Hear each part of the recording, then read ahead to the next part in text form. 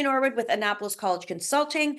I wanted to talk tonight with you about the things that colleges are looking for. And I'm going to come to you from our College Sharks platform, just because I think that's way more fun. And down the road, that's what we're going to end up naming the company. So it's powered by Annapolis College Consulting, but we are the College Sharks, and there are 5 of us on my team. It's really, really exciting. I bought the company about 5 years ago. So we've really, really grown. And I think we've gotten really even better at what we do and helping families. And we give out a lot of free information. So follow us and I'll show you how later.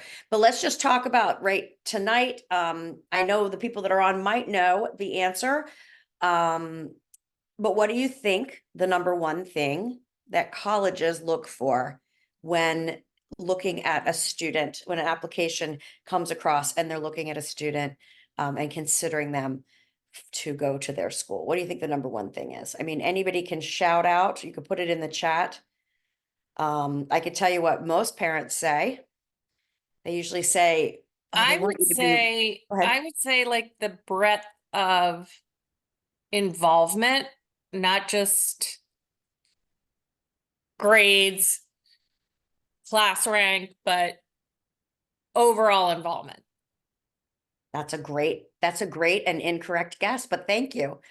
Yeah, we all are like, oh, they want us to be well-rounded, or oh, they want a really strong essay. Wow. At the end of the day, it's way more simple than that. Colleges want, and I'm going to just show you this because it's pretty. The number one thing that a college admissions officer is looking for when they're assessing your student for their college is, drum roll please, the transcript. That is number one. That wins over everything else. They want to know what your class load looks like. Did you take rigorous classes? Did you take everything that South River offered? Now, they're not going to compare South River to Northern High School. They're not going to compare South River to Annapolis High School, where there's an IB program. They're not going to compare. They're going to look at your high school. I'll think about having a brain thing for right now. They're going to look at your high school profile. Your counselor automatically sends that with the application, and they say, okay, what did your student do based on what that school offered, right? So let's say you go into the engineering program and all of a sudden you don't have time to take that 4th language class. That's fine. They know what that program looks like at South River, and they're going to judge you within what South River offers. Now, it always seems like I'm talking about these kids who are going through and taking, AP Calc AB and these really high level classes. It's not that. They just want to make sure that you're continuing to progress. So if you're on an honors track, you want to stay on an honors track. If you're on a regular track, stay on it, maybe try an honors course. They want their kids to look like they're reaching and they're taking advantage of what the school offers. I think in Anne Arundel County, it's a pet peeve of mine that the kids are done senior year and they can take a half day. So you will be judged on, well, then what the heck did you do the second half of your day senior year? So they want to know what you're doing with your free time, because you have to remember that you're being judged on your classes within the school that you go to, but you're competing against kids that go to school all over the country, and most of them have full schedules. So there is going to be that question of, what did you do the second part of the day when you're allowed to drive and you had your own parking spot as a senior? What did you do with your time? But you want to make sure that you challenge yourself. So that is the number one thing. They look at course rigor in your classes. The second thing that colleges look at are your grades.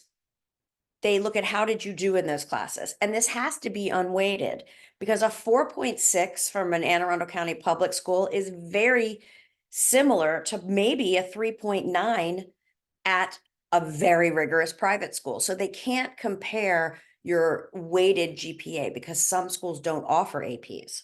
Some schools just did away with them. In fact, a lot of private schools are starting to do away with AP classes because they feel like they're being taught to the test the whole year.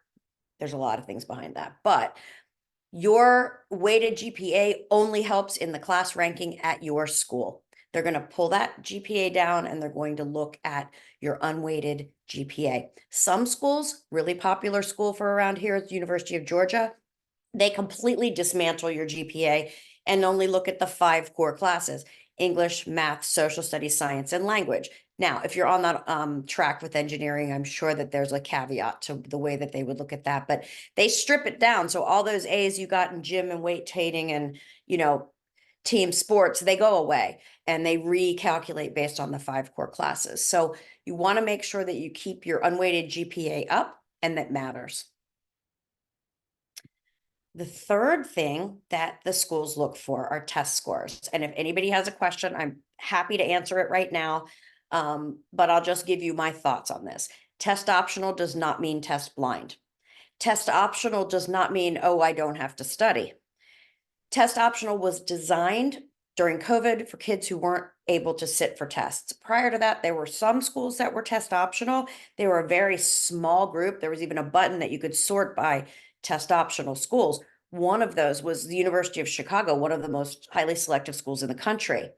They were test optional, but 77% of the kids that apply and get in there show test scores, and those test scores are over 1,500. So when your student comes home and says, but it's test optional, it's really not. A kid with a test score that is similar to their academics is always going to look better than a student without a test score. Now, you're a straight A student, you do really well, you have all AP classes, and you just really don't take tests well, that's fine, but that's maybe 10% of the population. So we need your kids to study, do test prep. You know this, you're competing with other families who know this, and get those test scores up. Test scores turn into merit aid money. Test scores turn into getting into the honors or scholars program at University of Maryland. Test scores show college readiness. You can be number one in your school, but if no one in your school learned anything, then what are you number one of? These test scores show how your student does across the nation of other kids the same age taking the exact same test. I will say this first SAT that went digital, yes, part 2 of the math section was ridiculously hard. We all know that. I thought the curve would fix it. It didn't. Those kids were guinea pigs, but they're going to have that all fixed. Everything was a change for this last year, but I do think that all of your students should test. If they end up testing 3 times and still stink at it, then we'll say, okay, maybe they go test optional, but please do not overlook the value of doing very, very well on these standardized tests, especially math. If you want to go to a STEM school, I kind of, it's tongue in cheek, but the math on the SAT is algebra 2.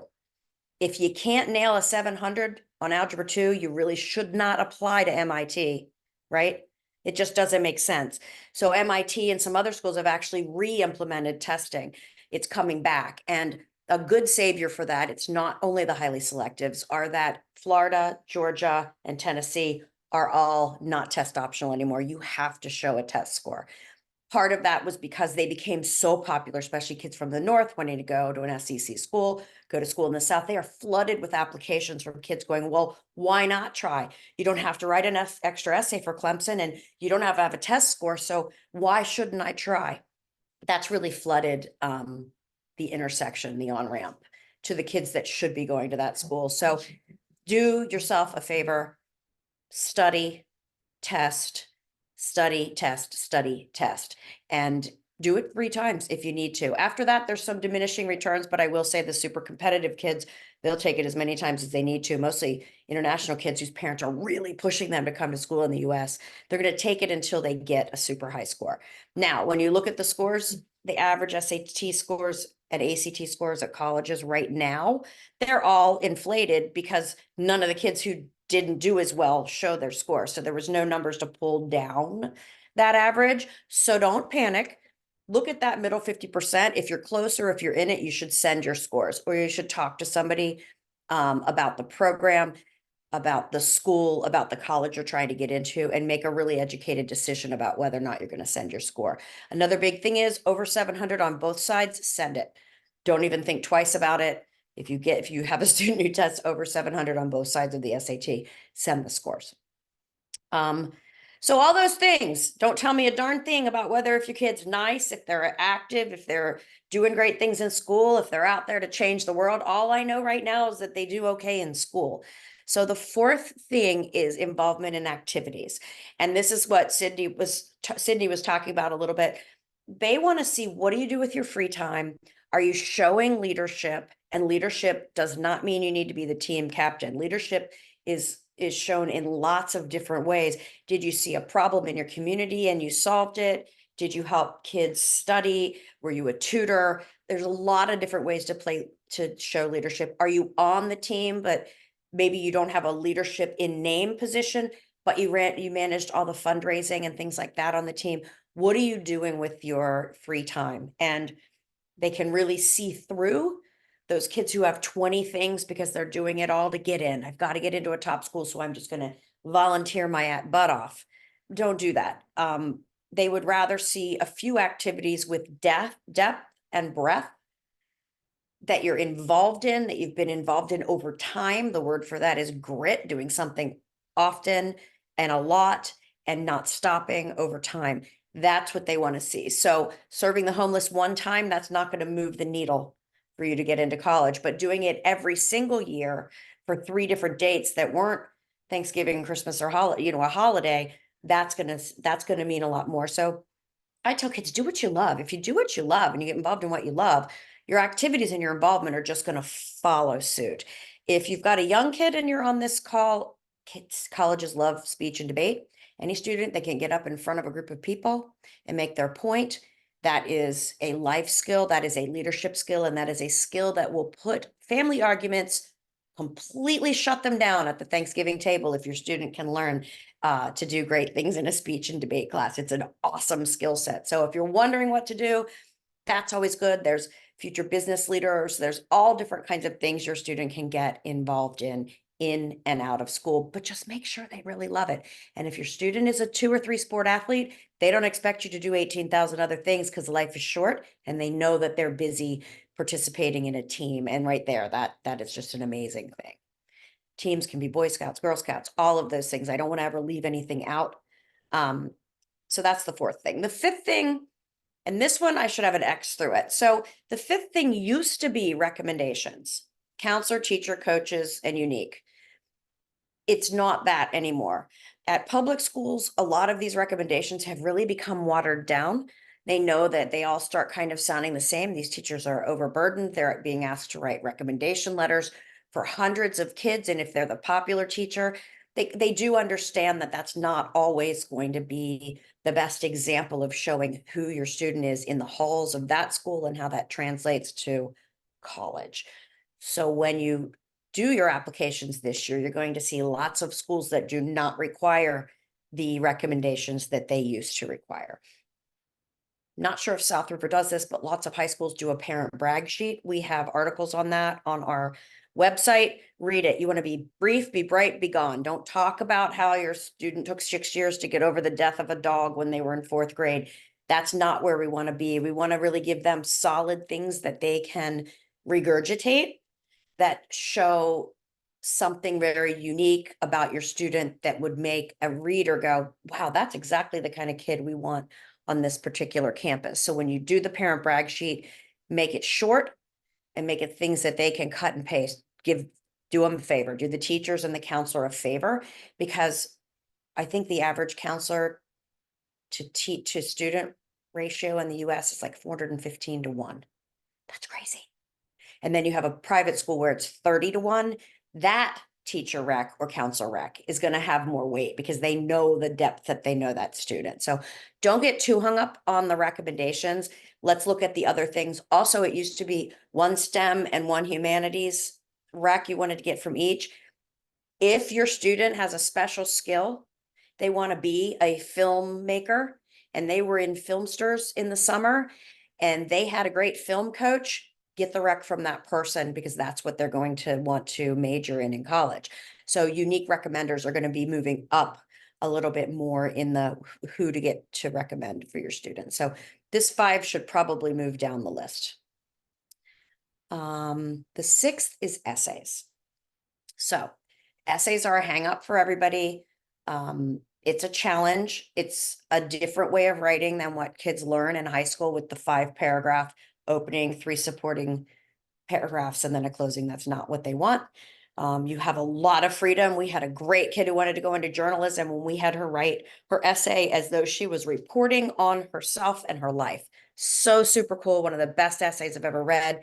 You have to capture them in the beginning and keep their interest in the 17 minutes that they give your student when they're reading that first read. So that first time somebody opens your student's application, at a max, you're getting 17 minutes of their time. So you need to be able to grab them. Something that's been shifting with essays this year is AI. So we know it's there. It's just like when the internet came, it wasn't like, oh, it's going to ruin everything. We learned to adapt as a society, and now we can't live without it. AI is here, but your readers can read right through it. They have AI detection tools. So your student needs to be able to write an essay in a way that there's no way a computer could have done it for them. Also, with that shift in trends towards AI, we're going to see more video requests. So we'll be teaching kids skills on how to, I guess, give like an oratory of who they are and send in videos. It might not hit for 2025, but it's coming for 2026. So just to kind of understand where those shifts are going to be. And when we talk about essays, there's a couple different essays. So there's your personal essay. That is the Common App essay, the college essay, the personal essay. They're all the same thing. It's between 550 and 650 words. That's your statement of who I am. It's a compelling story. They really need to nail this because, as you can see, other things are kind of falling out of favor as we're moving forward and we're trying to fight AI on one side and test optional on the other. This is a really great place for your student to say who they are, because back in that activities section, they get 100 characters to explain all that leadership. It's not enough. We actually do digital digital resumes with our kids, so you can add photos and things like that into them. I could talk to any of you about that if you want to. Just trying to find creative ways to make your student come to life. So with this essay thing and trying to figure it out, if you're a great writer and you've always been a great writer, you still might want someone else to have eyes on your student's essay. You're probably a little bit too close to it. So we are doing a half-day essay clinic. At the end, I'll give you the link for this. It's in person. So even though we work with students all over the world, this is home for us. So there's 5 dates here. It's a 4-hour half-day session. We go through why you're writing an essay, what they're looking for. There's some pre-work. There's usually somebody who cries. We get these kids together in groups of 6 to 8, and we really hash out what's unique about them, what would make a great story. They leave with an outline, and then they write their essay, and we give them one complete and detailed overview. So that's a little help for you if you're stressing out or if your student is stressing out about their essay. But if you sign up now, then I don't want you to think about it until June, because they need to get through AP tests in May, right? But if you just want to get their slot held, I will put the link down, or you can go to our website and it's under the essay corner. Super easy to find. The next set of essays are going to come around on August 1st. Well, I'll back up. The regular essays, there's 7 prompts on the Common App. They didn't change. They haven't changed for the last 4 years. So the same prompts will help them pick their prompt, but there's nothing new there. But the supplemental essays are essays that schools ask for. Your main essay goes in with the Common App, and it's this whole group of who you are. Common App is your grades, your test scores, your essays, your recommendations, your activities. It's all you. Now you can send that to any school you want, pretty much. And then the school says, that's great. Now we have some questions for you. Sometimes those questions are, why this school? You need to know the answer. And it can't be because it's pretty. Like, they know that, right? It can't because they're known as the greatest XYZ school. They know that. It can't be because my grandfather was a Tar Heel fan and therefore I watched every basketball game since Michael Jordan played. None of that. It has to really be why they want that school. There's also why this major. There is a great opportunity for kids to share their backgrounds, who they are, where their family is from, their culture, because now that is not a block that you check anymore when you're applying for for colleges. So if you are really feeling strongly that you're the first in your family to go to college, or that your family dynamics or your family history plays a lot into who you are or what you want to study, that's a great place to use it in these supplemental essays. There's usually a quirky essay out there every once in a while. There's a community essay.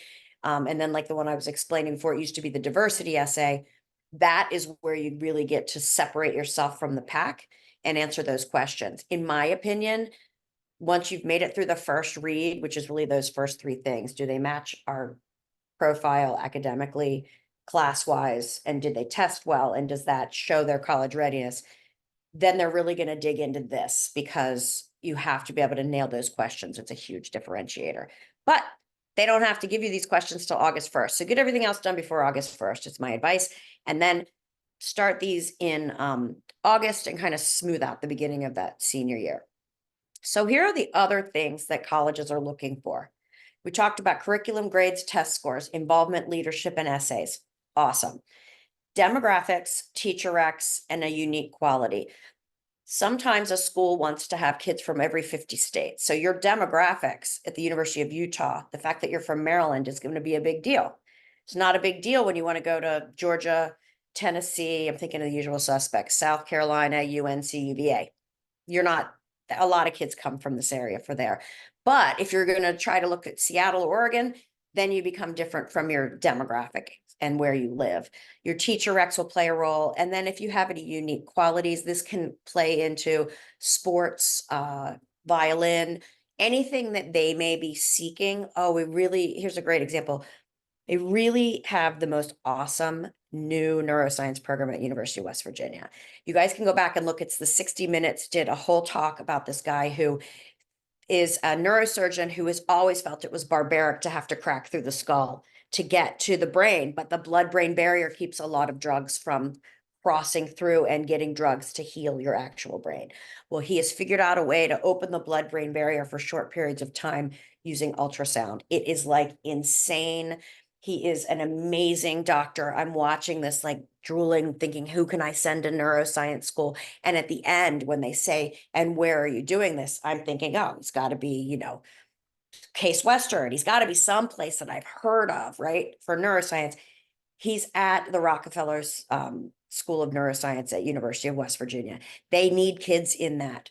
That's going to be a unique quality if you want to look into that major. And as a freshman, to be able to declare neuroscience is a pretty spectacular thing. So that's going to weigh in. Then some other things come in, and these are the new things. Character counts is something that they're talking about these days. You would think they should have always been talking about it, but they weren't. Curiosity, your character. Who are you? Have you been interested in something unique and for a long time? Really different ways to show character are going to come again through your essays, your activities, and your teacher recs. But if we can spin it all together and have you as a focused, centered student, it's really, really, really going to show off well. Curiosity is a big deal. If you want to go for a highly selective school, let's just say the Ivies, even though they're a athletic league, or University of Washington or WashU or Stanford, you probably have to have some sort of a research project because all of those kids start looking the same. They all have the same GPA, the same classes, the same test scores. What is differentiating those kids? And a lot of times that's that curiosity piece and what they use to show that. And then the last thing is demonstrated interest. That is visiting the school, signing in, taking the tour, asking for the information, not just taking the information that you automatically get because your kid took the PSAT and it's flooding your inbox. This is really signing up and demonstrating that you're interested in the college. Schools as big as University of South Carolina can't track this. Or, I'm sorry, you would think couldn't track this. University of South Carolina knows every time you open their email. Sorry for that. It was a little bit of a flub. So you would imagine that a huge school wouldn't know, and they know. Tulane tracks demonstrated interest seriously. Like you have to be from Alaska and in order to get away with not visiting.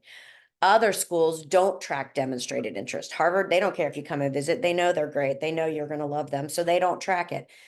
But always err on the side of caution and make sure you're tracking, your kids are following them on social media, opening the emails that they send, because a kid who may not be as academically strong, but has been to the school and visited versus a student who is more academically strong, but has never been there, the school's going to bet on the kid who's been there because this child has been there, seen themselves there, likes the school, and chose to apply.